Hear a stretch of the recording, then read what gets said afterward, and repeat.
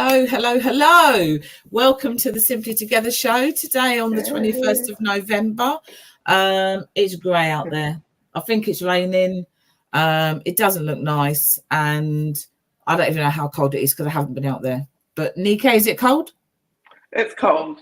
I had my big coat on this morning. Oh, did you? It's cold. It's cold. How are you doing? I've got lovely Nike with me today. How are you doing? Hello, it's all good. I'm very excited to hear all the news that's coming out. Wonderful. It's good. We've got a full house here today. Wow, 5 of us on the screen. So I am going to be talking to Shivers and Chelsea from the Disability Resource Centre, and then you're going to talk to Tila about Music 24 afterwards, aren't you? Fantastic. Good. So let's get started because we've got a lot of info to share. Oh, we're going. Bye, Nikki. Hello. How you doing? Good, Hi, thank you. How are you? good. Yeah, I'm good, thanks. I am good. So I know about the Disability Resource Centre. Not everything that you do, but I know plenty. So you need to tell us what you're doing. What do people need to know about the Disability Resource Centre? Okay. Chelsea, I'll let you lead. Yeah. Okay, so my name is Chelsea Smith. I work at the Disability Resource Centre. I've been here for 7 years or so. I'm the self-directed support team leader, but have worked in engagement as well. So this is very much what I'm used to doing. The Disability Resource Centre is an organisation that is led by people with lived experience of disability, their families, carers, and health and care professionals who work with them. So really our charity purpose is making sure that we're working with everybody in the community, support anyone with a disability or health condition. We want to make sure that our services are professional, emotional and practical support, and make sure that we have a shared understanding of the individual and the family need. We often follow that up with a support plan relevant to the nature of the situation of the individual and whatever they need. We've got incredible values across the organisation, so creativity to make sure we bring new ideas and ways of working with people to find better ways of working, develop better solutions, collaboration, so working with the individual and of course other signposters such as yourself to make sure that we're with the individual every step of the way. Quality, and we bring our best to every challenge and strive to improve every day. Empathy, we actively listen and work with you in an equal partnership, making sure we hear exactly what you're saying, and usually there's a much deeper meaning to everything everybody's saying. And commitment is making sure we work with passion and drive for the individual and strive to make sure that they're getting all the help and resources they need, all under one roof. Wonderful. And you've just led into that. So where is that roof? Because I know you've moved. So our main roof is, or main centre, if you like, is the Mayfield Centre in Dunstable. That's the postcode LU5 4AP? Or 4AP. 4AP or 5AP? I'll confirm that in the comments for you. So sorry. But yes, that's where we're based. We've got an equipment shop down there. We've got a lovely little community hub. So people were able to come in, have a tea and coffee, and really just communicate with the staff. It's really customer focused when you're there. So anything you do need, any support, any guidance, we offer our training, which Shirus is leading on, so knows a lot more about that, and can tell you lots. But yes, we've got loads of little peer support groups, tea and coffee, where our famous Winter Warm Hub is based. So that's all at the Mayfield Centre in Dunstable, and that's on Downside. Fantastic.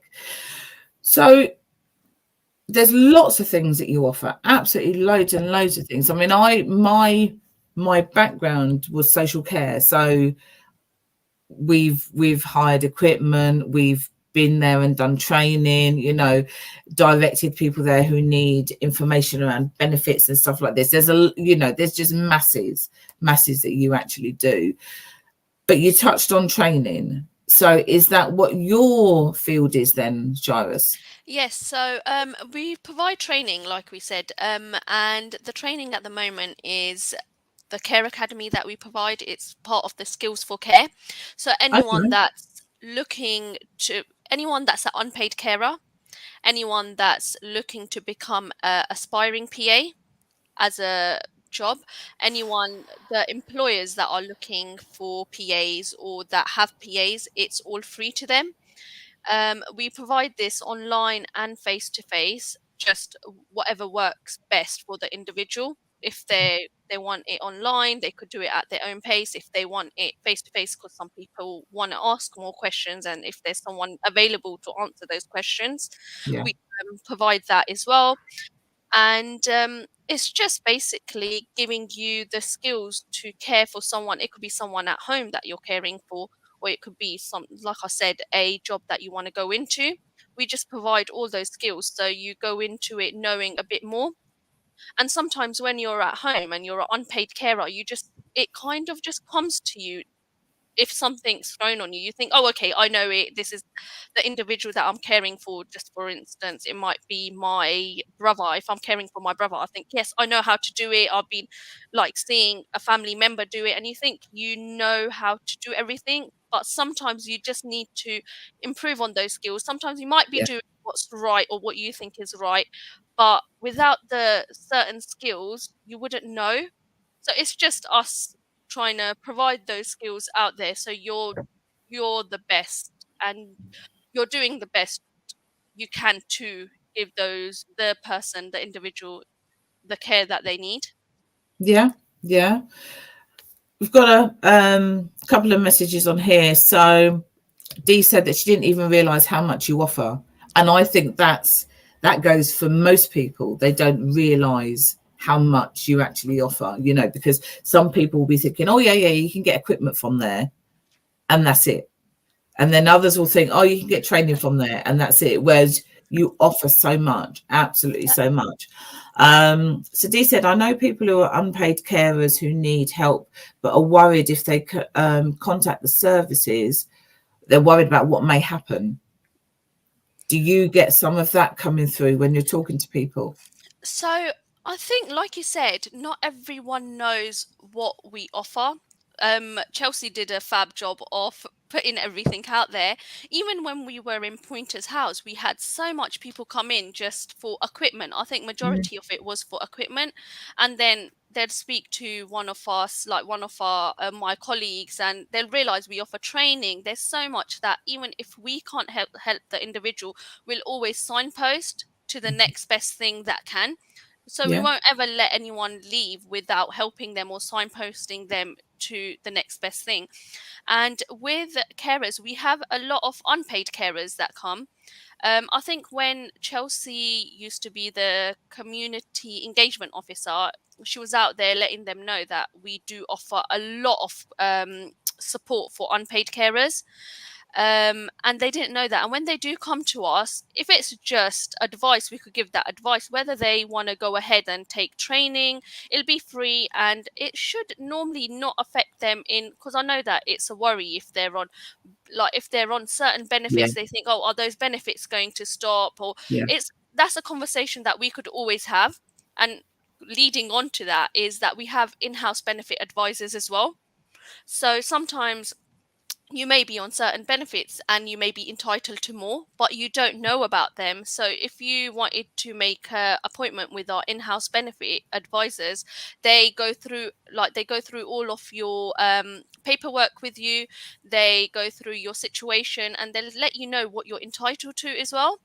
So there might be help out there that you're unaware of, but then our benefits advisors could kind of direct you down the route, and they could always, we have them fill out the forms for you. There's PIP, there's so many forms that they sit down with whoever wants to come in for help, and they'll help them fill out the forms. Because sometimes and I always say, when you're going through something, or if someone that you love and you want to fill out the forms, it can get so overwhelming. You don't know what to put down on the forms. You don't know where to start. And sometimes you just put that right at the bottom of your pile. You think, okay, I'll get to it.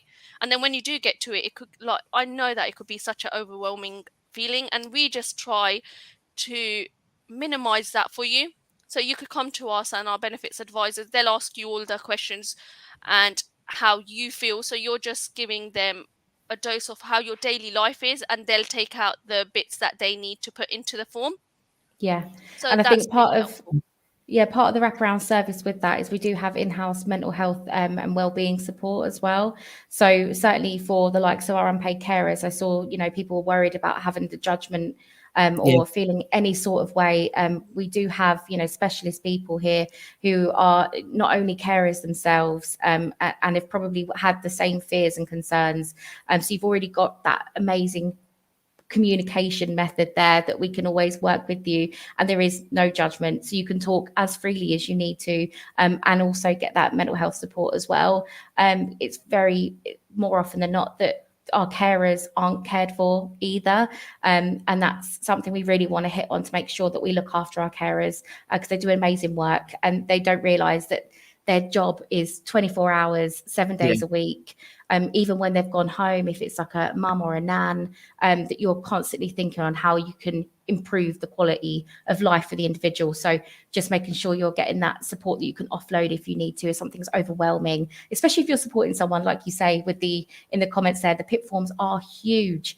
The words are terrifying. So really we've got I suppose it's like a buster, a specialist buster that can really support everything you do there and make it easier. It is. I mean, I've done working in social care, I've done those PIP forms, and I've then just thought, actually, I don't even know what to put in this box. I don't even know what it is they're asking. So, and I'm in that field of work. So for people who are not, and they're at home and they don't even know if they can apply or what that's going to have, what that's going to affect the other benefits they're on, so, and then they just don't know what to do. So the fact that there's somebody there that they can go to and who can sit down with them and go through that is amazing. Because those forms I just think those forms are sent to just confuse you. they're sent to confuse you, so you can't get any money. I've said it, but anyway, they're not the easiest of forms. They're not at all. So it's brilliant that you've got people there. So Shelley has put, she hired a wheelchair from you guys because she took her mum to Buckingham Palace for the garden party. So people are using your services. Are the conversations confidential? Absolutely. We wouldn't have it any other way. So any conversation, anyone that walks through our doors, anyone that calls up, picks up the phone, whoever they speak to is confidential. We wouldn't have it any other way, and we would never ever put anyone in a position where they think that they could come to us and we will not keep that confidentiality. And like Chelsea said, it's the empathy that all of us, every employee has. We have that empathy, so we wouldn't want anyone coming to us with any doubts because we know how hard it is to, even if it's just picking up the phone. You don't need to show your face. It's so hard to just pick that phone up and say that you need support. And we encourage that. We say that come to us, everything's confidential, and we'll help you to the best of our ability. If it's services that we don't provide, we would make sure that we would signpost you to the next best thing, and then we'll make sure that we'll check up. Like, we've had so many people that have come to us and it's services that we can't provide or we don't have, and we'll signpost them, and then we'll check up later on just to see if they got that help. Yeah, it's important to mention, even after you think your service with us is done, you haven't disappeared from us. You're still at the very forefront of our mind.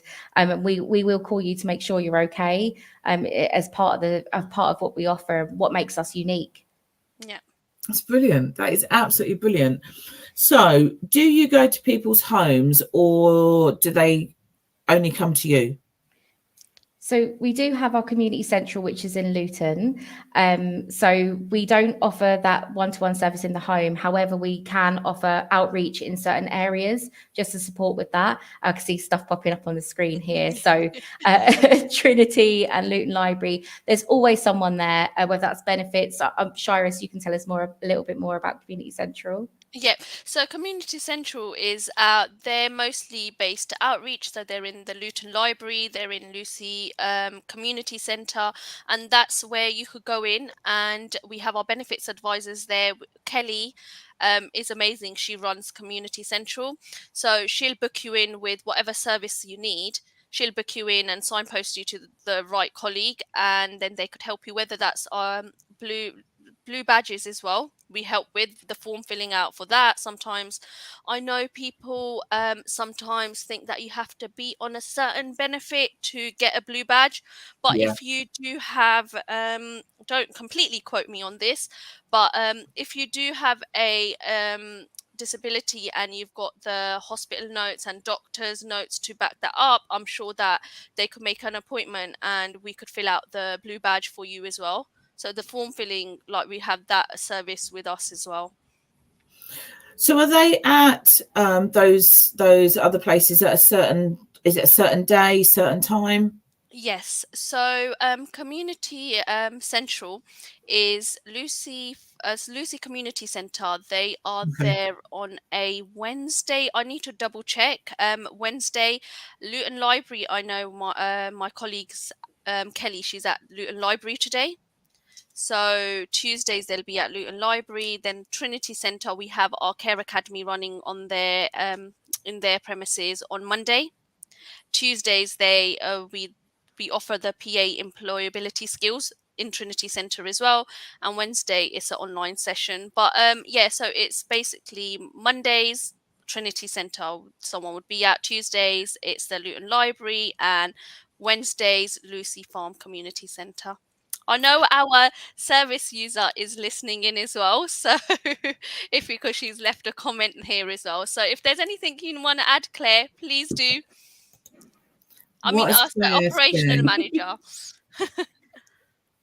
Oh, okay. Yeah. The Disability Resource Centre provides so many services that are really needed. It can be really overwhelming when you receive a new diagnosis, which is true. And if you've then got to go and claim benefits as well for the first time, or need advice on what you can access to maintain independence and mobility, the Disability Resource Centre can support with multiple needs. Great charity doing great work, which is true. It is true. You know, I mean, you do offer such a lot for the community. And the thing is people could, if you were saying about making that first call, so if they make that first call to yourselves, that's the important call, because actually you will then be able to tell them what you've got, what services you have, and what they can access. Yeah. So it's just making that first call, really. Yeah, so a lot of the time. Yeah. Sorry, go Sorry, ahead, Chelsea. I was going to say, a lot of the time it's just a conversation. You might come for one thing, like you know, something like everyday mobility aid from our equipment shop. But actually, there's usually a lot more in there. And talking to one of our staff and just being open and trusting that we've got a lot of really great staff who have great knowledge in the field, it really opens up your eyes to know exactly what's available to you. And a lot of the time people that aren't aware, so we just want to make sure that you're aware of everything that's out there to make sure you're getting the best service out of everyone, because a lot, like, you know, amazing events that you guys put up for yourselves and the people that attend as part of signposting, it's those sort of events, just making sure that the community know exactly what's out there. It's so important. It's so important. Was you going to say something, Iris? It was just about, I think Chelsea touched on it. It was just about that first call. And it's last week I was in the office and one of my colleagues picked up a call, and it was someone that's called for the first time and they were really overwhelmed as well. And they just needed advice on, it was a certain issue. I think it would have been a 2-minute conversation, the advice that they needed. But talking to my colleague Maria, amazing, it turned into a 20-minute conversation where I could just see she was there, and I was like standing at the printer and I could see her light bulbs, light bulb moments. She was like, oh yeah, you could apply for this, you could do this. And there was so much that the caller left with. It was the vouchers, the help that's out there, with the living crisis. She was just giving everything, and sometimes I know it's a bit overwhelming as well. So just that advice, and I was just looking at Maria and I was like, wow, like the knowledge that you just have, like just someone called up for one little, it was an inquiry that would have been done, like I said, 2 minutes. It was a 20-minute phone call, and it was about the council as well, how the support that the council have that we're aware of. So Maria was just giving out all this information, and then when she put the phone down, and I was like, well, like amazing how you wouldn't even think that that call would have lasted that long, and there's so much support out there. And I was like, you've done a great job. And it's just like that initial first phone call that you make. And it's like Chelsea said, you know, actually, there's so much that you have to offer that people have no idea is there. And you're then going to get that, kind of hopefully pick that out from what they're saying, and then be able to say that actually we do offer this, this and this, and then try not to make it overwhelming, but they can then still come back to you. Yeah. And they know that. So that's really good. I think it might have been Shelley or Deez said that your organisation is really important. It's a really important charity because it's plugging those holes. So when you go to the GP, for example, and they say this, this and this, they then don't tell you those other bits. Possibly because they don't know them, but they just don't tell you. And that's where they're going to get it from yourselves. Because you can then give them that information. It's brilliant. Yes. Absolutely brilliant. Yeah. So you're going to be at International Men's Day on Saturday. Yeah. So come along and have a conversation with us, even if it's that first conversation. Leave your details with us. Come and say hi to us, and any advice that you would need, we're there. Just grab us. Anything at all. And if you do ever want to volunteer with us, just again let us know, and we can get you all through that process as well, because we do really great outreach work. So it'd be amazing to, you know, have more people as part of our team and really help us spread the word. Wonderful. Right, thank you for coming on. I'm going to be there on Saturday. We'll see you there. And we'll share all of your stuff on our Facebook page and everything else that we've got as well. So thank you for coming on, Chelsea and Jairus. Don't disappear, because we'll come back on again at the end. But thank you for sharing all of that with us. It's just such brilliant information. Anybody that needs or even thinks they might need something, get yourself down there and go and talk to them or give them a ring. So hello, Nico. Are you there? Hello. Yes, I'm here listening with interest. Good. I was actually going to ask a question. I know obviously you're based in Luton, so I'm presuming, I beg your pardon, Dunstable. So I'm presuming that it's only people in Luton and Dunstable that can access your services, or do you have people from other areas? Chelsea, do you want to take that? We're not just for Luton and Dunstable. We work in Milton Keynes as well. I know we do Bedford, Chelsea. Northamptonshire. Northamptonshire. We've got some support services for our direct payment support in Oxfordshire and across the UK as well. So we're very much our disability advice service is very much Bedfordshire, Luton and Milton Keynes, just because we're very local. We've got the best signposting services. One of the people we always recommend, certainly for anyone with any sort of additional needs and music 24. So absolutely. So so anything local really. But yeah. Okay. Yeah. Fantastic. Thank you. Okay, thank you. Hand over to you now, Nico. Hello. So, okay. Hi, Tina. How are you? I'm good. How are you? Oh, not too bad. Not too bad. I'm very excited to hear what you've got to say. So, obviously, for the benefits of the people that are watching, could you just kindly tell us a little bit about yourself, what you do? Okay, so yeah, my name's Tina Hughes. I'm currently in my car. I'm on the road today. I've got a session this afternoon in Leighton Buzzard, and I thought I need to get here, and I just hope that my internet holds out. And so far it has, because I've heard the wonderful interviews that have happened already with the ladies from DRP. Yeah, I can vouch, do a fantastic job, definitely. But yeah, about Music 24. So we're a Luton-based charity. We started in Luton, and originally started working with people with learning disabilities and dementia and mental health conditions, and that has grown slightly. Next year is our 10th anniversary. Wow. Yeah, so we've been going for quite a while now, and that's sort of grown to other areas of Bedfordshire and also in Hertfordshire as well.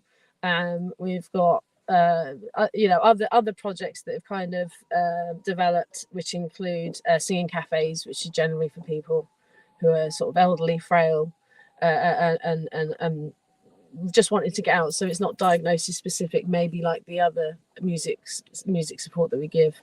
And our sessions are really participatory. So we champion live music, and we use a range of music therapists and community musicians, as well as volunteers, session support workers, to help feed into the flow. So can we just backtrack just a little bit there? Because you have said quite a lot. I know. So I'm looking at the name of the charity, Music 24. So it sounds to me like some sort of musical therapy. So could you just expand a little bit on that, just for people who maybe have never heard of you? Yeah, no, that's cool. I think when we started, we didn't want to necessarily like kind of define ourselves. So I would say that we kind of sit on within the realms of the arts sector, also the health sector, and then the community sector as well. What we tend to do, or what we aim to do, is provide opportunities that are either creative or therapeutic, and that is generally done through music or singing or some form of creative art form. We have sort of ventured out and done a mixture of different sort of projects that they've come about from a really sort of organic place sometimes. Like for instance, during the lockdown, we were finding that people were logging on every day to come and be with us, and we started doing wellbeing days. So we started doing things like yoga, sound baths, emotional freedom techniques, and lots of different things. So we're very much trying to support the whole person, but realize we're not going to necessarily be able to provide every bit of one person's support. Yeah. Okay. And who is your service actually aimed at? It's generally, I mean, people that fit the criteria for the ones that are specific to that group. So we've got, if we just look at Luton, because that's where we tend to develop most of our services, we have a learning disability group that takes place at Luton Community Centre, and we have a dementia group that takes place at Hope Church. And when I say dementia, it can be, for instance, we've got quite a few people who have had a stroke and they've got mild memory loss and some form of cognitive impairment. So it's dementia as in like a sort of umbrella term, or even just someone who might be concerned about their memory. So they don't need like a diagnosis to access our services. And then we have a mental health group, and that can include anything from generalized anxiety and depression through to bipolar, schizophrenia. Some people might have previous substance abuse issues. So it's kind of like, I suppose music is our thing. We're not just like sort of tackling one particular group or one particular area. I think the idea, similar to the Disability Resource Centre, is that we're set up to support people with disabilities or some form of ill health, and there are sort of criteria, target areas at the moment, but it doesn't mean to say we couldn't work with other people or anything. And at the moment, our support's generally for adults, but we're starting to do more things with children. We work with a really great charity called Families United Network. Shelley just put up a comment there saying that the people there really love it when you come. The children, So and we're going to be working with the BRCC, Bedfordshire Rural Communities Charity, in Dunstable soon to work on a young person's project in the new year. So that's a really sort of exciting new development for us as well. Okay, sounds amazing. So if obviously you said like the service that you offer. So how do people get in contact with you? How do they enroll? Sometimes it's a mixture of different ways. Obviously, referring agencies and signposting agencies like DRC or other charities. We sometimes get referrals from the NHS, or we sometimes get referrals from social services. But other people can they can refer themselves, or it can be through word of mouth. And someone always says, "Can I give your number to someone?" And I'm like, "Yeah, definitely." And we kind of manage a sort of referral process through there, but it's very hopefully it's not too many form filling like with the DRC ladies. I know. Hopefully quite straightforward. Those forms. We try to remove barriers. I think that's what it is, to people accessing music. You know, we don't want money or you know, lack of internet knowledge or whatever to be a barrier. So there's lots of ways people can get in touch with us. Email, phone. Okay, so when people join, is it for a limited amount of time, or could they just come as long as they want? No, we've always sort of tried to provide ongoing support. I think that's one of our things, like unlike sort of like the NHS, where they only have a certain amount of resources, and they do tend to offer, you know, 8-week or 12-week blocks of things. With us, we want to be able to provide a service to people for as long as they need us. We actually started a project in 2010, so it sort of it predates Music 24, but it's the reason that Music 24 exists. And we started off with a learning disability project in 2010, and some of the founding members are still coming. You know, it's become a part of their life. It's where they're, you know, it's where they meet all their friends, and it's part of their identity. And they sort of wear the badge with honour, kind of thing. And I think that's the things we want to provide ongoing support. So, for instance, in Luton, with our dementia sessions, we have our couple of groups, but then we also, if people get too ill to come to us in the community, we can go into their homes and care homes and continue to make music with them, even if they're bedbound. So we want to be able to offer at different stages. Say, for instance, for dementia, obviously it's different with learning disability and mental health. Sometimes there can be improvements, you know, but sadly with dementia it is a kind of a downward trajectory, and we want to be able to offer them from point of diagnosis right through to end of life. And even funerals, you know, we're sometimes involved with that sort of bereavement process. Carers stay with us sometimes, and because they've built that community and the relationships with other people in the group, and sometimes they feel closer to us than they do to some members of their family, because we're sort of on this journey with them, and so we tend to be the support for a lot of people as well. I can imagine. You've had some really good comments come up. A lady called Claire says how much she loves you, that you've done really good.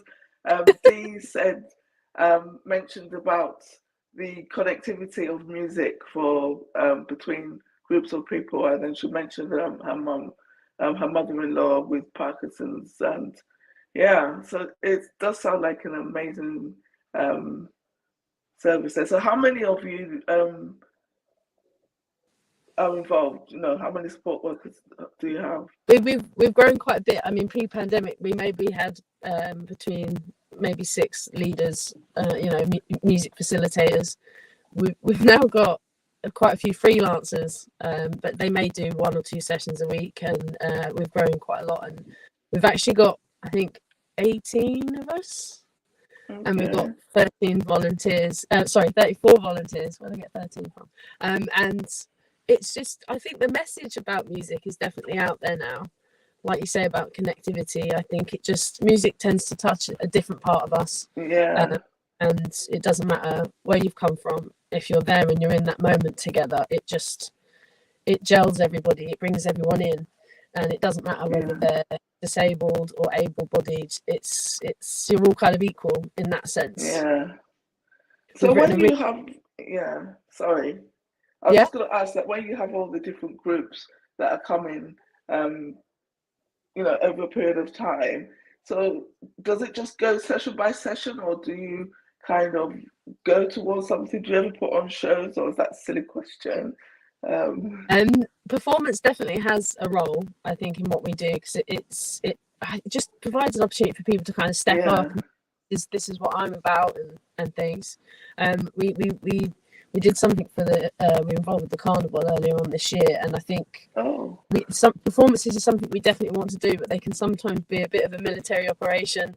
You know, if people need to care, like I think, with our guys, we can't just like be spontaneous and say this is what we're going to do. Sometimes if we're asked to do something, it's the planning and preparation that goes in that.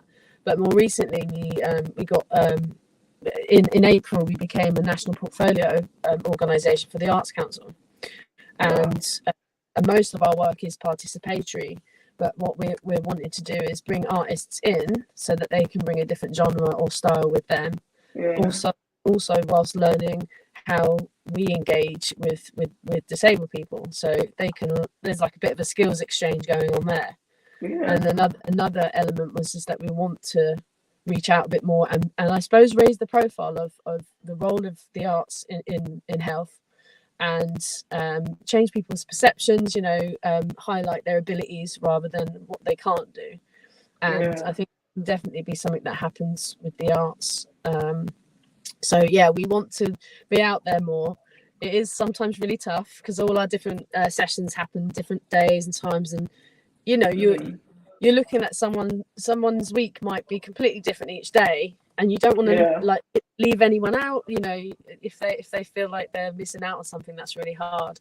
But we've got some really sort of big plans for next year. The groups have written a song and would like to get into a studio to record it, and that'd be a really nice experience for them. But I do think sometimes, like when we take people out for performances, there's so many variables, like just a meeting point, like having everyone come and meet you, and then like with crowds of people, and so I kind of want to wrap a bubble around some of our guys when we're out, because it's a lot of people to manage, but we just make sure we have as many staff that can be there as possible. So we do performances and we want to do more, but it's about you know, it has to be a pleasant experience, I suppose, for our guys, not something that is too much pressure. I suppose that's what I want to add. They love their sessions. There's like a loose structure in each session. Like each of our sessions is slightly different. You know, involves warm-up exercises, vocal warm-ups and games and stuff. And then there's like a mix of I mean, Music 24, our sort of signature is our live improvisations. So we have a load of instruments, and people get to have different go on all these different instruments, and I think people are definitely drawn to either drums or you know, they're singing, or there's all these different elements within the music. There's the melodies, the rhythm, you know, and the subtleties as well. It's playing softly, playing, you know, intensely. There's lots of different things to within music that can include so much. And the awareness of others and listening, and the quality of the engagement that people have is sort of, it's not necessarily about making good music, but we do happen to make good music a lot of the time. But the coming together, the letting it all go, and you know, thrashing a drum kit, it's really Shelley come up there and said that she played the drums with you guys. She did. She was very rhythmic. Shelley's got some good rhythm. I think that's what it is. We try to highlight that everyone is a musician. Like, we can all be musicians, just like we can all be singers. And I just think a lot of people don't get the chance anymore. So that's something we're trying to change. Oh, wow. Okay, so if people were interested in speaking to, fidgeting, were interested to talk to you or find out about it, where would they be able to contact you? I think either our website, we've got a referral form there. Likewise, you can call us. Our numbers, I think, 01582 250024, and talk to us, reach out to us. And we're starting to being able to make it, because the team's grown a bit, we're being able to make it to a lot more networking events. So if you see I've got to get my right logo, our logo, come and talk to one of us. That's all I can say. Reach out and see if we can help you, I suppose. Wow, that's amazing. Thank you. So yeah, right. So I can see here that you've got an event coming up on Monday, the 4th of December. Yes. Yeah. So you want to tell us a bit about that in Hatfield? Okay. Yeah. It's in Old Hatfield. It's in the beautiful grounds of Hatfield House.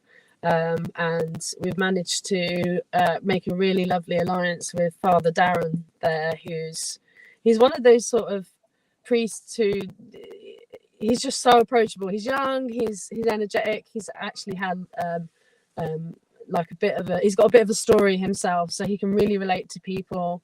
He's overcome a lot. And I think he used to be involved with St Albans Cathedral as well, so he's got a bit of experience within the sort of field. But he's so supportive, and he's just he over the years he's allowed our guys to play music and dance down the aisles and stuff. Like he's really supportive, and he just loves that he can open up his church to a different community and welcome everyone. So yeah, it's our 6th annual carol service there.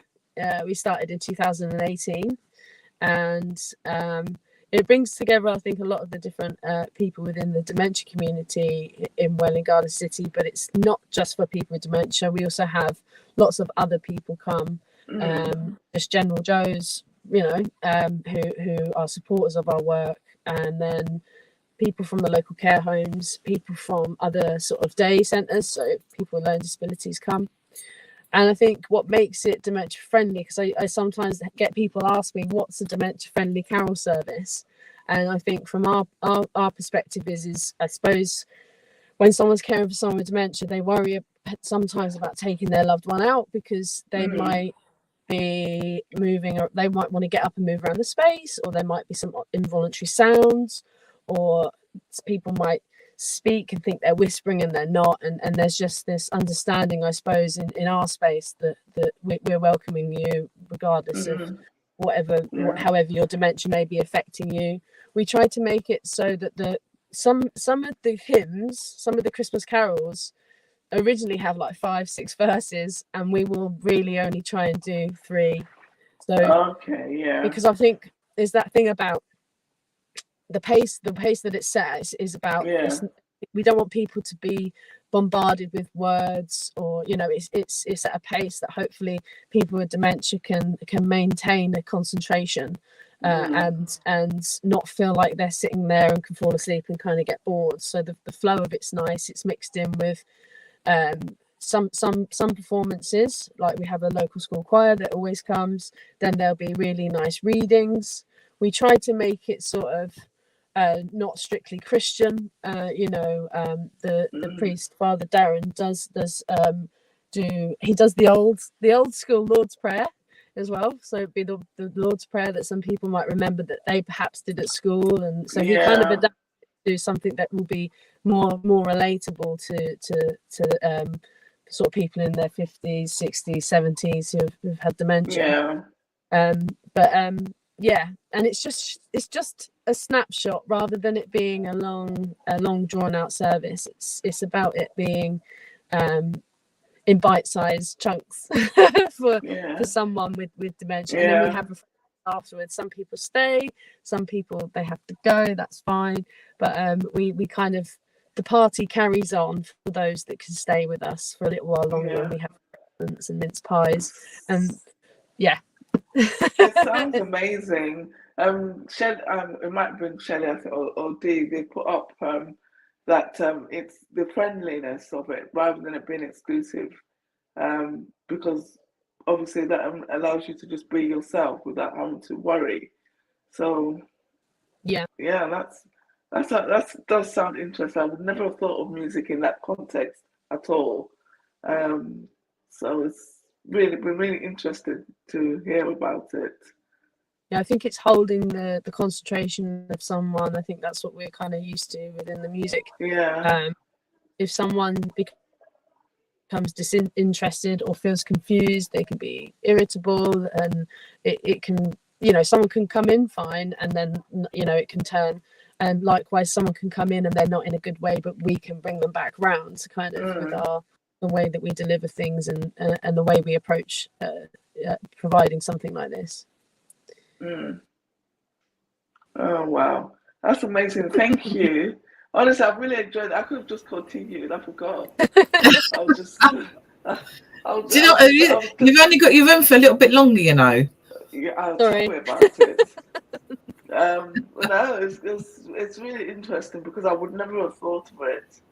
It's the kind of service that unless somebody tells you, and that was a question actually I wanted to ask you, is that how did you get involved in it? How did you actually even think of it?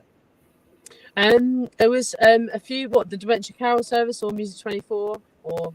Well, both of them really. I just find it really absolutely fascinating. I think whilst we work with other groups, like I say, there can be a progression sometimes in people can recover from their mental health. People with learning disabilities can learn to socialise and be around other people and how to regulate their emotions. Whereas I think with dementia, it's almost like an unlearning. They can do something and then slowly they can't. So it's just finding ways to make it so that their experience, like we can adapt, they can't necessarily. So it's presenting stuff in a way like with our music sessions. I think we probably make it look easy, but people don't realise how well thought out the different things are that we do. Like we highlight services. We highlight within the groups within the improvisations. We highlight solos. So we'll bring the level down, the music level down, and then we start listening and looking out, because I think it's very easy for someone to, their awareness is, less, and they're withdrawing and they're very focused in, just to look up and over across the room and connect with someone across a room in music, and be like, oh, that's really good, that is, I think there's so much that's happening within this mixed bag of music that we're making, that the highlighting of solos and things like that is like, this is my sound, this is me, I can still make music, I can still be creative. And it's like, well, why is that so important? It's important because the other aspects of that person is fading, and you need to present opportunities that allow them to still be present and in the moment and connect with other people. Because all their everything else is changing or deteriorating. So it's bringing that person into the now, encouraging them to be spontaneous, like we're still alive kind of thing. Let's make the most. Yeah. Amazing. That's brilliant. It is amazing. It's absolutely amazing. The work that you're doing out there. And it's about getting that out there for those that don't know. Actually, there's a service there they can access. That there are various things going on. And I want to mention as well, we've got a new singing cafe starting in Bedford. It launches on the 15th of January, because that's a sort of an area where we've got a few people, like a team that's building there. We probably wouldn't provide any dementia services because Tues Dementia Foundation do a fantastic job, but there's lots of room for all sorts. Like the need is so great. Everybody should be having a creative opportunity, in my eyes. It's kind of you attempt it maybe when you're in your early years, and if you don't excel at it, it's kind of like, oh no, I won't pursue that, and that's such a shame. And if you have got the ability of someone like Ed Sheeran, and then you're told that you should be stacking a shelf in Tesco or something, you're not going to be a very happy person. Like we need to feed our souls and make sure that we're fulfilled somehow. And I just think being creative can help that. We're not always going to be like the next Eminem or but we can, Are we getting yeah. a bit of a gist of your music taste that you've got going on there? So we've had Ed Sheeran, now we've had Eminem. With Eminem, yeah. Quite eclectic. If and when I get dementia, we won't be singing wartime songs, will we? No. Just to say that's something we do not do. We have a eclectic range. I mean, we could be supporting someone in their mid-50s to early 80s, maybe sometimes 90. So that's a big musical range, and yeah. But we tend not to do Vera Lynn or the Andrea Sisters, or we're stepping away from that sort of thing. So Dee wants a little bit of Beyonce, but actually Shelley is saying no Beyonce. So, and in my music selection, there will be no Beyonce either. Not that she's brilliant, because she is. What is wrong with Beyonce? I was just going to say, not that she isn't brilliant, because she is brilliant. Not for me, though, and not for Shelley. Anyway, have we still got our other two guests there to just come on and say goodbye? Good. Hello. Hi. Hello. So thank all three of you. Thank you so much for coming on. It's been such a wealth of information that you've been sharing, and we will continue to share your all your details and everything on our Facebook page, etc. So Saturday, if you didn't know, I don't know why you don't know, I don't know what bush you've been hiding under. Tila's just gonna throw her phone on the floor. What bush you've been hiding under, but we have got our International Men's Day event on Saturday, 25th of November. It's 12 till 5 at the Luton Hat Factory. It's free. You don't have to pay. It's free. Literally, go and register. Get yourself down there. You don't have to stay the whole day, but there are going to be some really, really inspirational men talking about whatever it is that they're going through, what they've experienced, sharing their innermost thoughts. And that whole thing about men don't talk, yes, they do. Give them the space and they will do that. It's for the women as well. Because actually you need to know what's happening to your husband, your boyfriend, your brother, your uncle, your dad, your granddad, whatever, your best friend. You need to know what's going on in their lives.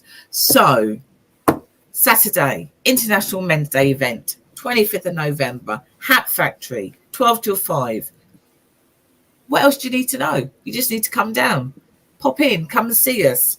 Tila was there at the first one 8 years ago, and we're still there. Whoa, 8 years? Yeah, I know, 8 years ago. Gosh. There must be something about 8, because on my memories on Facebook today, there's a picture of me with this on, and 8 years later, I've still got it. Now, does that mean I'm good? It's sustainable, I'm reusing things, or do I need to put it in the bin and get a new one? Not quite sure. That's a question. It depends on how you view life. Post me an answer. Let me know if I need a new one, or is it okay? Does it look okay? Anyway, 8 years is a thing. So it's open to men and women. Please just come along, support your men, understand what's going on, and it's going to be fabulous. Absolutely fabulous. So that's Saturday. See you. Oh, Dee says I need to keep it. It's okay. Well, just okay. It's just okay. Okay. All right. You see, the thing is, a scarf. You can never have too many scarves, so you might as well keep it, but you can still get a new one. It's not a scarf. It's woolly. It's one. I don't even know what you call it. Look, it's not a scarf. One of those sleeveless cardigans. Oh, I see. Anyway, see you all on Saturday. And we'll be back here next Tuesday, same time, 12 o'clock. See you all then. So, bye, everybody. Take care. Bye.